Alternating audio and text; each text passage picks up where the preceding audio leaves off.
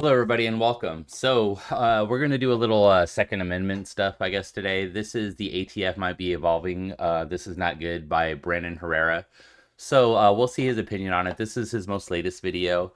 And there's been a lot of things going on when it comes to the gun laws here in America. They passed this bill, and there's some things in it that are interest to us in the 2A community. So let's see what he has to say about it. This came out about 5 days ago, so let's see what he has to say, and we can talk about it at the end.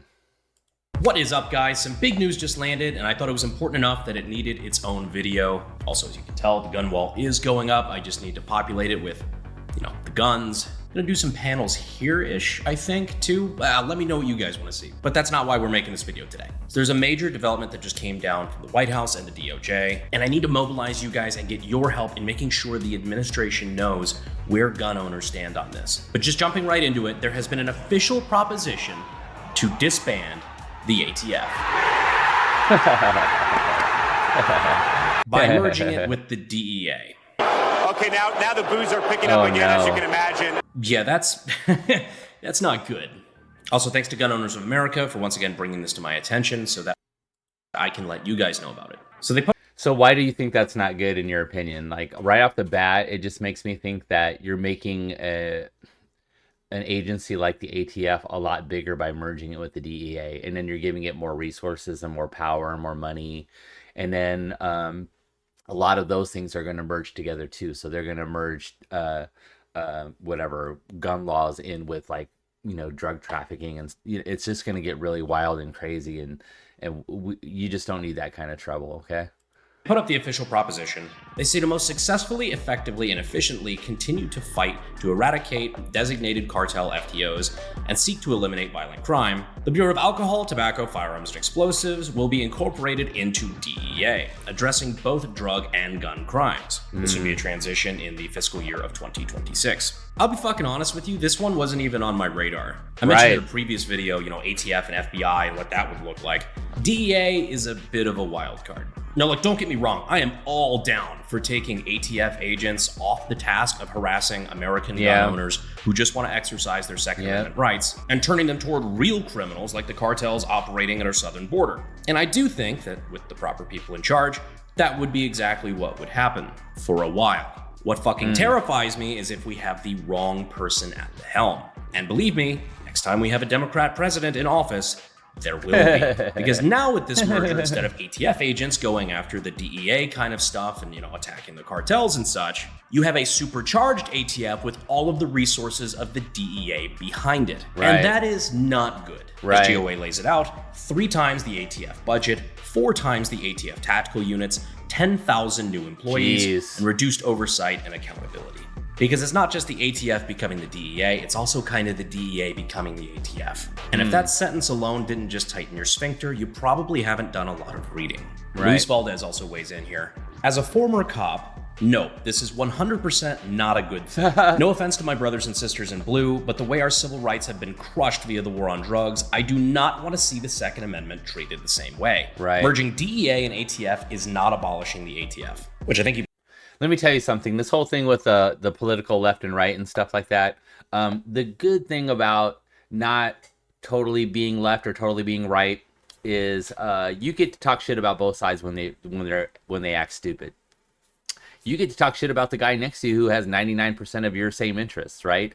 That's the good thing about being an independent thinker and not being this tribalist left or right or whatever. And I get why people have their political ideologies. But the good thing about where I'm sitting, to be quite honest with you, is just like, I get to talk shit about anybody and I could be a free thinker. And when somebody says something stupid, I get to actually call them out. So, it's lonely over here, but listen, it's the way I prefer to operate. Okay. So that's just how I feel about politics. I don't judge anybody. Look, believe what you want to believe. I don't really care, but I think the way that I think, and I really don't care what anyone thinks about that. He brings up a great point, bringing the war on drugs into that. Although, counterpoint, if the ATF's war on machine guns goes about as well as the DEA's war on drugs, there might be more machine guns in this country than ever before. There might be machine guns fucking everywhere in a couple years. Hilarious. Mr. Guns and Gear says, yeah, no thank you.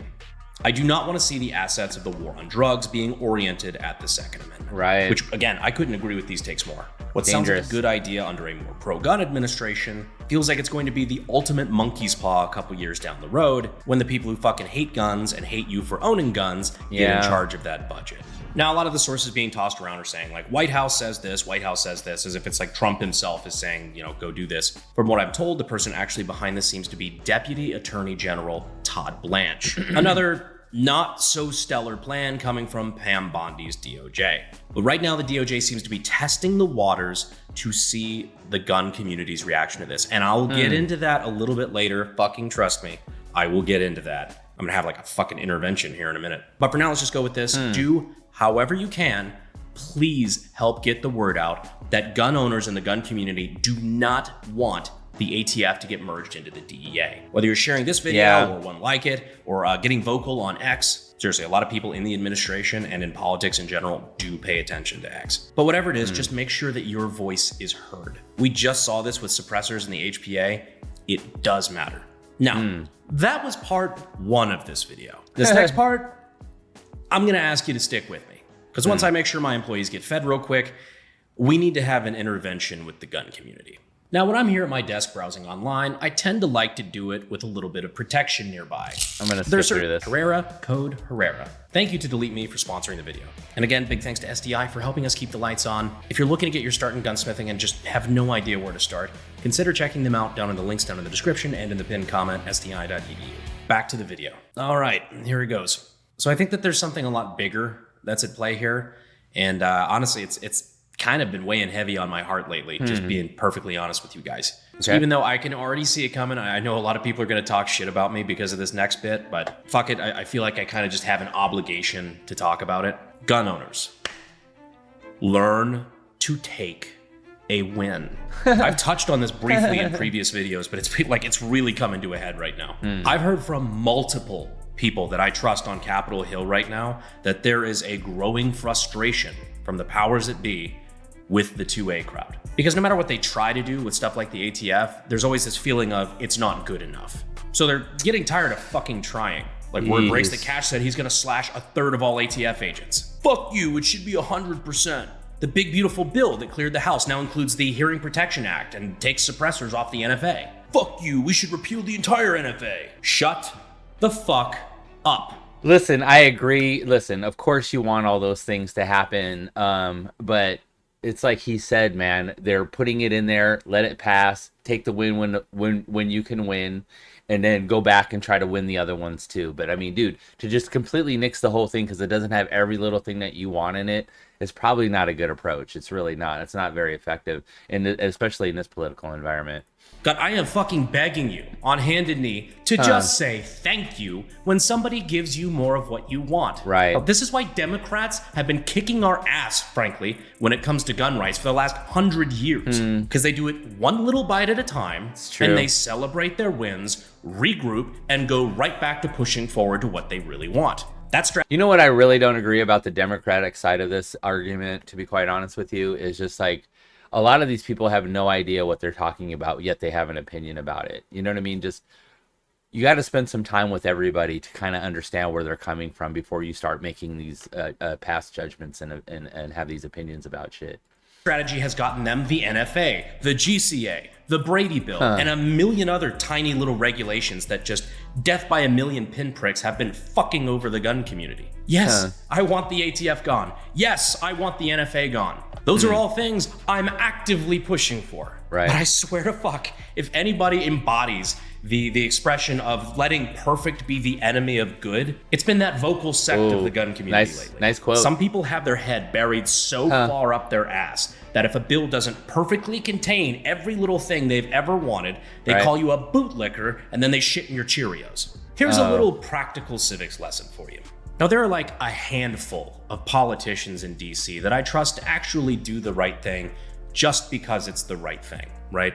That's do you a know lot. that all the other ones are? Listen, a handful is a lot. I really don't trust any of them. Most of them are in there for the wrong reasons, let's face it. And, you know, it's hard to respect, you know, their approach and, you know, their motivations for being and doing what they want to do, what they're doing.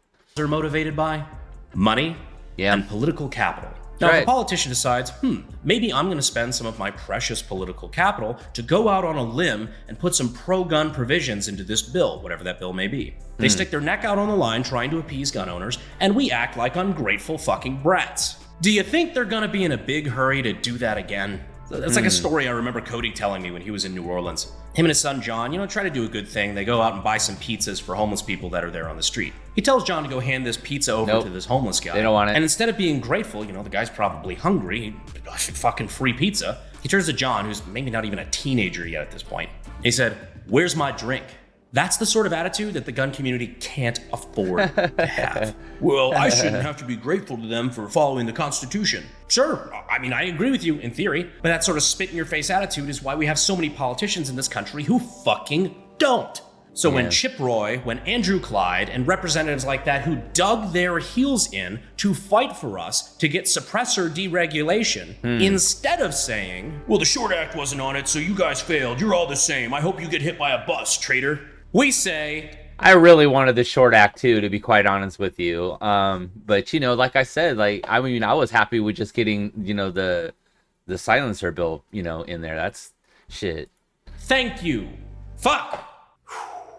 Man, I'm really glad I got that off my chest. That felt good. I guess the reason I get so upset about it and that I feel like it's so important to talk about is that we just have such a cool opportunity right now, and I don't want to fuck it up. We have one of the best opportunities I've seen in decades to put the smack down on the ATF, to get suppressors off the NFA, nationwide reciprocity, getting nonviolent felons their gun rights back. There are so many irons in the fire of just good shit that's happening right now. I feel like we can't afford to fuck up this momentum and let perfect be the enemy of good, because that's what gives us the leverage to be able to ask the administration not to do stuff like this. Because when we act like black pill doomers all the time, we lose our political capital. And we need every fucking ounce of that we can get if we're gonna make the change we want. So, thanks for coming to my TED Talk.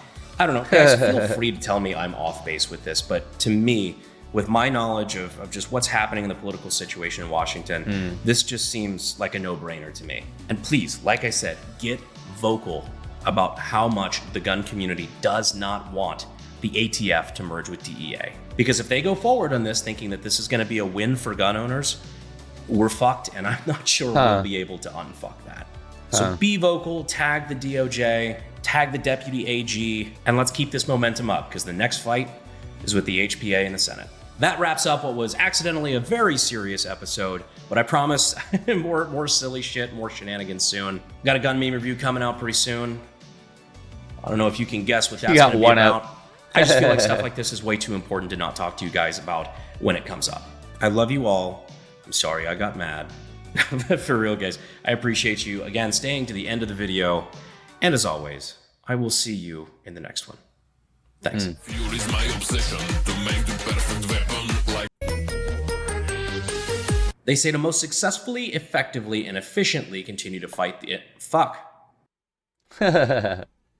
Okay, guys. So, what is your opinion about this subject? Honestly, I'm not into the ATF expanding their, their reach. To be quite honest with you, they make some asinine decisions, and the rules that they make don't make any damn sense either. So, I don't know who's running that department, or I don't know what the deal is with them, but. I'm not an expert on the subject. Brandon, obviously seems to know a whole lot more about this than I do, but, I was very happy about the Hearing Protection Act, or whatever you want to call it. I think people that don't know what they're not even silencers, they're suppressors. If you guys don't even know what that is, and you have an opinion about it, it's kind of silly. You should really, know what you're talking about before you have an opinion about that kind of stuff. So, let me know what you think. I learned something today. I don't know where all these things stand at this point or whatever, but I appreciate your time, and just let me know what you think, and let me know if there's anything else I should see or react to. Thank you very much.